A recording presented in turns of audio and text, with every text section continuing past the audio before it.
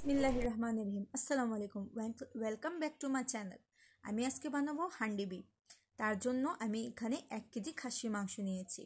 আপনারা দেখতে পাচ্ছেন আমি খাসি মাংসকে এখানে আদা রসুন নিয়েছি অল্প পরিমাণ, আর এখানে আমি হলুদ নিয়েছি হাফ চা চামচ, আর মরিচের গুঁড়া নিয়েছি 2 চা চামচ। এখানে হলুদের গুঁড়া একটু কম অ্যাড করতে হবে, তাই আমি এখানে একে একে সব মশলাগুলো দিয়ে দিব।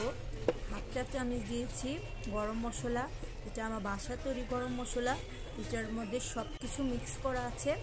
আপনাদের যদি এই গরম মশলার লাগলে ডিসক্রিপশন বক্সে জানিয়ে দিন, আমি আপনাদেরকে এটার মধ্যে কি মিক্স করেছি আমি আপনাদেরকে ডিসক্রিপশন বক্সে জানিয়ে দিব।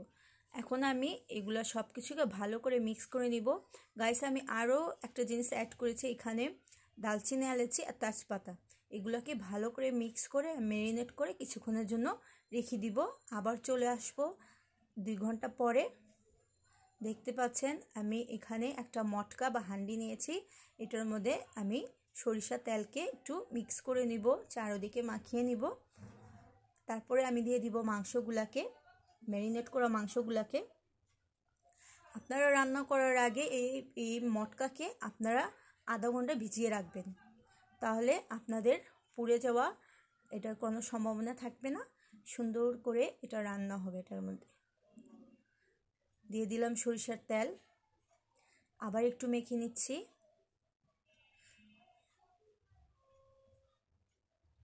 মেখে আমি চুলাতে বসিয়ে দিলাম।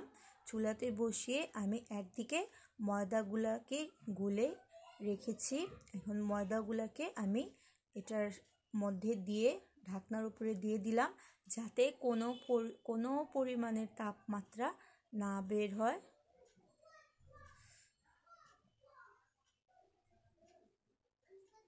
সুন্দর করে এটাকে কভার করে নিচ্ছি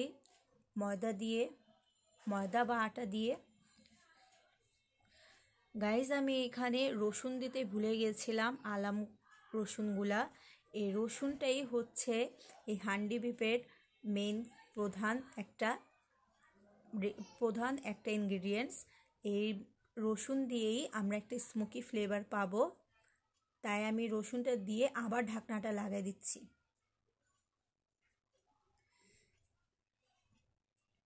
এখন আমি ঢাকনাটা আবার লাগিয়ে, দেখতে পাচ্ছেন আমি গ্যাসটাকে কমিয়ে নিয়েছি। প্রথমে আমি 10 মিনিট হাই রেখেছিলাম, মিডিয়াম টু হাই, এখন আমি একেবারে কমিয়ে দিয়েছি। আপনারা আমার চুলার তাপটা দেখতে পাচ্ছেন। তারপরে আমি এটাকে চুলায় বসিয়ে রেখেছিলাম কম তাপে 2 ঘন্টা। 2 ঘন্টা পরে আমি এটাকে কেটে বের করে নিচ্ছি। দেখতে পাচ্ছেন এরকম কিছু লুক হয়েছে আমার হান্ডি বিফের।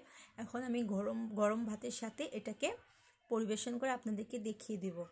আর এটার যে পর্যন্ত আপনারা বাসায় ট্রাই না করেন, এটার স্বাদটা আপনারা বুঝতে পারবেন না, দেখে আর কতটুকু বোঝা যায়। তাহলে যদি আপনার রেসিপিটা আপনারা ট্রাই করতে চান, তাহলে অবশ্যই ঘরে বানিয়ে নিতে পারেন আমার রেসিপিটা ফলো করে। আর যদি আপনাদেরকে ভালো লেগে থাকে আমার রেসিপিটা, তাহলে আমাকে প্লিজ লাইক শেয়ার সাবস্ক্রাইব করে দিন। আপনাদের জন্য নিত্য নতুন ভিডিও আনতে আমাকে আরও আগ্রহ করে তুলবে, তাই আপনারা প্লিজ আমাকে একটু সাপোর্ট করেন। আজকের জন্য এইটুকুই, বিদায়, আল্লাহ হাফেজ, আসসালামু আলাইকুম।